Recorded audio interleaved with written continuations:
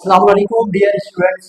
जैसे कि आपका कहना था कि आप मैथमेटिक्स के पेपर और थ्योरम्स के हवाले से हमें गाइड करें, लिहाजा मैं इस पूरी वीडियो के अंदर आपको इंशाल्लाह बताऊंगा कि मैथमेटिक्स के अंदर कौन कौन से जो है ना क्वेश्चन, शॉर्ट क्वेश्चन अहम हैं, ठीक है, और कौन कौन से थ्योरम आपके पास अहम हो सकते हैं। और दूसरी एक बात, या तो यही क्वेश्चंस आपके पास पेपर में आएंगे या इससे रिलेटेड आएगा, यानी क्वेश्चंस की नोयत यही होगी, वैल्यूज चेंज करके आपको आ सकते हैं। लिहाजा जो क्वेश्चंस मैंने आपको रिकमेंड किया है, आप उसमें के जितने भी क्वेश्चन हैं उनकी बार बार प्रैक्टिस करें, इंशाल्लाह 100% आपका जो है ना पेपर निकल जाएगा। ठीक है, कम क्वेश्चन से क्वेश्चन ज़्यादा नहीं है, इनकी आप प्रैक्टिस बार बार करें, उनसे रिलेटेड जितने भी क्वेश्चन आपको बुक में नजर आते हैं उनकी आप प्रैक्टिस करें। अच्छा जी, सेक्शन बी हम डिस्कस करेंगे। तो क्वेश्चन नंबर 1 अगर आप देखिए, if z1 is equal to 2 minus 5 iota and z2 is equal to 2 plus 3 iota. अच्छा, देन वेरीफाई डेट। अब z1 अगर z2 के ऊपर बार है, ठीक है, इज इक्वल टू z1 के ऊपर बार, ठीक है, डिवाइड बाई z2 के ऊपर बार। तो इसको आपने क्या करना है, इसको आपने वेरीफाई करना है, मतलब लेफ्ट हैंड साइड आपका बराबर आना चाहिए राइट हैंड साइड। ठीक है, इसकी पूरी वीडियो आपने अगर आप देखी है तो पीएच एकेडमी के चैनल पर ये पूरा अपलोड है, आप इसको तरीके से देख सकते हैं। क्वेश्चन नंबर 2 भी इसी से रिलेटेड है। ठीक है, z1 की वैल्यू 1 प्लस आयोटा और z2 की वैल्यू 1 माइनस आयोटा। तो आपने यहाँ पे क्या मालूम करना है, आपने यहाँ पे z1 डॉट z2 यानी ये आपस में मल्टीप्लाई हो रहे हैं, उसके ऊपर बार, ठीक है, बार से बना के कि आप उसका कंजुगेट निकालेंगे। ठीक है, और z1 के ऊपर अलग से बार है और z2 के ऊपर अलग से बार है। क्वेश्चन नंबर 3 आपका रिलेटेड आएगा किससे, लॉगरिथम से आएंगे। ठीक है, find the value by using logarithms, यानी आपके पास मोस्ट इंपॉर्टेंट जो मुझे लगा, या तो ये आपके पास पेपर में आ सकते हैं या ये आपके पास पेपर में आएंगे, और इससे रिलेटेड जितने भी है वो आप प्रैक्टिस जरूर करें। ठीक है, अच्छा, क्वेश्चन नंबर 4 की अगर हम बात करें तो फाइंड द वैल्यू ऑफ, इस पूरी जो है ना जो चीज आपको एक्सप्रेशन जो आपको गिवन है उसके आपने वैल्यू मालूम करना है। कैसे, x की जगह पे आप 2 पुट करेंगे, y की जगह पे -1 पुट करेंगे, z की जगह पे 3 पुट करेंगे, a की जगह पे 4 पुट करेंगे और c की जगह पे 1/3 पुट करेंगे, तो और आपके पास आंसर आ जाएगा। अब हम डिस्कस करेंगे क्वेश्चन नंबर 5। क्वेश्चन नंबर 5 के अंदर find the factors by using factor theorem. Factor theorem की मदद से हमने फैक्टर्स मालूम करने हैं। तो जो दो मोस्ट रिकमेंडेड क्वेश्चन है जो कि मैं आपको बताऊंगा कि आप लोग इसकी ज्यादा से ज्यादा प्रैक्टिस करें, x³ plus 8x² plus 19x plus 12। ठीक है, फैक्टर थ्योरम की मदद से आपने इसको सोल्व करने हैं। कैसे सोल्व करने हैं, आपको पता है कि सबसे पहले आप चेक करते हैं +1 -1 +2 -2 के जरिए आप वेरिएबल्स की जगह पे पुट करते जाएंगे। जैसे ही जिस नंबर से, जिस कांस्टेंट नंबर से ये 0 आएगा उसी को ले लेंगे और बाय सिंथेटिक डिवीजन मेथड के जरिए आप फैक्टर्स इसका तरीके से निकाल सकते हैं। ठीक है, क्वेश्चन नंबर 6 क्या है, find the square root of the expression, this one is expression. इसका आपने क्या मालूम करना है, स्क्वायर रूट मालूम करने हैं। कौन से मेथड के थ्रू, डिवीजन मेथड के थ्रू। आपने डिवीजन मेथड के थ्रू इसका क्या मालूम करना है, स्क्वायर रूट मालूम करने हैं। क्वेश्चन नंबर 7 की अगर हम बात करें तो find the solution set of the equation and also verify the answer. इसका सॉल्यूशन सेट मालूम करना है, उसके बाद आंसर को वेरीफाई करेंगे, यानी जो y की वैल्यू आएंगी उसमें आप y की जगह पे पुट करके अगर दोनों जो है ना बराबर आते हैं आपके पास, यानी left hand side right hand side के बराबर आता है, तो इसका मतलब ये जो आंसर आपने y के निकाले हैं वो आपके पास क्या होगा, परफेक्ट होगा।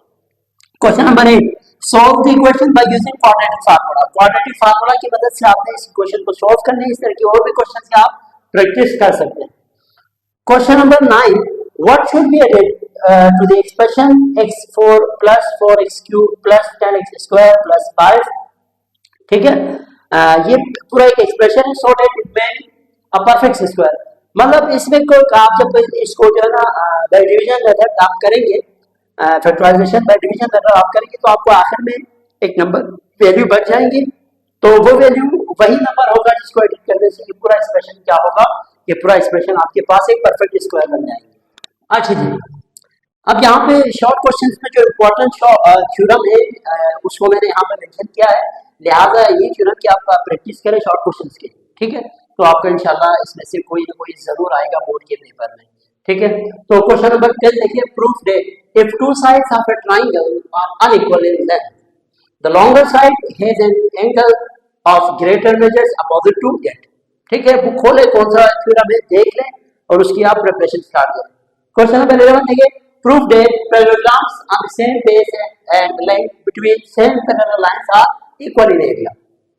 Question number 12. Prove that the right bisectors of the sides of a triangle are congruent. ठीक है. Question 13. Construct a triangle having base 6 cm and other two sides equal to 5 cm and 6 cm each. Construct a triangle equal in area to given triangle. ठीक है. और question number 14 है, if two angles of triangle are congruent then the sides opposite to them are also congruent. तो ये short important आपके पास क्या है theorem से कि आप प्रॉपर प्रैक्टिस करें पेपर के लिए, ताकि जो है ना आपका जो पेपर है वो आसानी के साथ निकल जाए. अब हम डिस्कस करते हैं आपका सेक्शन सी लॉन्ग क्वेश्चन जो है ना आपकी तरह से अंधेरे में ये वीडियो बन रही है क्योंकि इस वक्त लाइट गई हुई है और काफ़ी टाइम भी आ चुका है, रात के इस वक्त 2 बज रहे हैं. मैं इसको अंधेरे में रिकॉर्ड कर रहा हूँ ताकि आपको आज ही जो है ना ये प्रिपरेशन के लिए पेपर मिल जाए.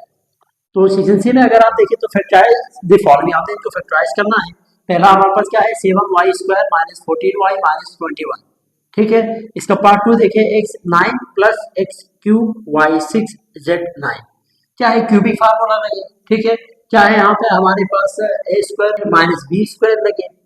क्या है यहाँ पे हमारे पास a प्लस b की होल स्क्वायर लगे. आपने इसको क्या करना है फैक्टराइज करना है. इसी तरह आपके पास ट्रायंगुलर ब्रेक के थ्रू हो जाएगा. ठीक है. कुछ पार्ट 3 है इसका a4 plus a square x square plus x4. इसका पार्ट 4 है 42x4 plus 50z square plus 8. Part 5 है 4t स्क्वायर प्लस 1. और इसका जो पार्ट 6 है वो ये कि y4 minus 7y square minus 8. इसका अगर आप क्वेश्चन 2 देखें, इसका क्वेश्चन 2 ये है कि हमारे पास फाइंड द सॉल्यूशन सेट, हमें सॉल्यूशन सेट मालूम करने हैं of the following simultaneous equation by graphical network. एक साइमल्टेनियस इक्वेशन से मुराद ये है कि हमारे पास 2 इक्वेशन एक साथ गिवन होंगी. ठीक है. और ये साइमल्टेनियस लीनियर इक्वेशन होंगे. लीनियर इक्वेशन से मुराद इसके ऊपर पावर 1 होंगे, यानी वेरिएबल्स के ऊपर पावर 1 होंगे.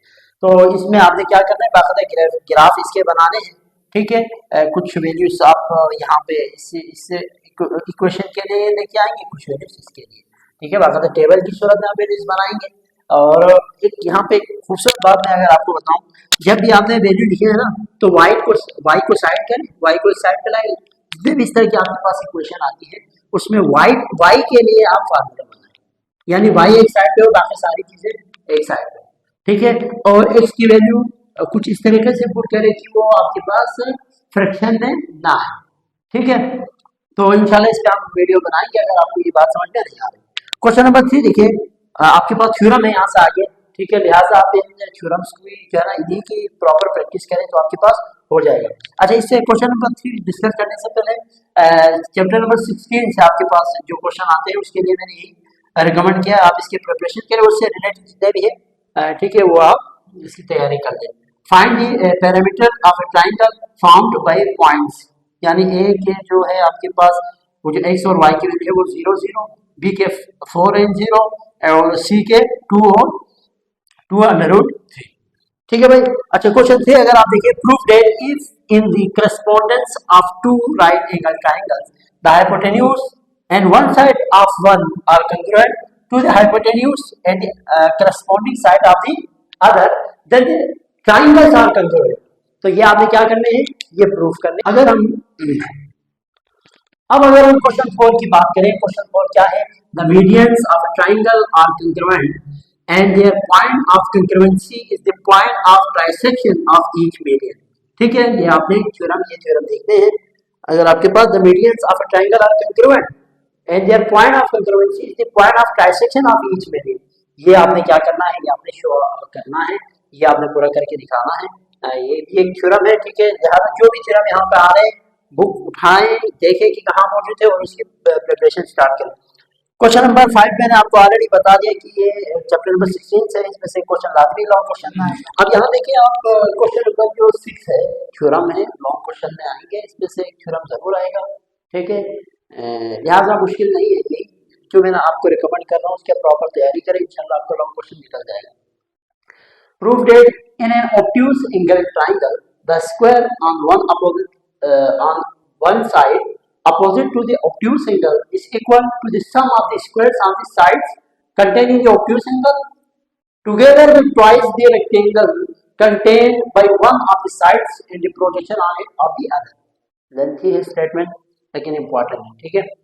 क्वेश्चन नंबर 7 अगर आप देखें फिर हमने in a correspondence of two triangle if three sides of a triangle are congruent to the corresponding three sides of the other then the two triangles are congruent.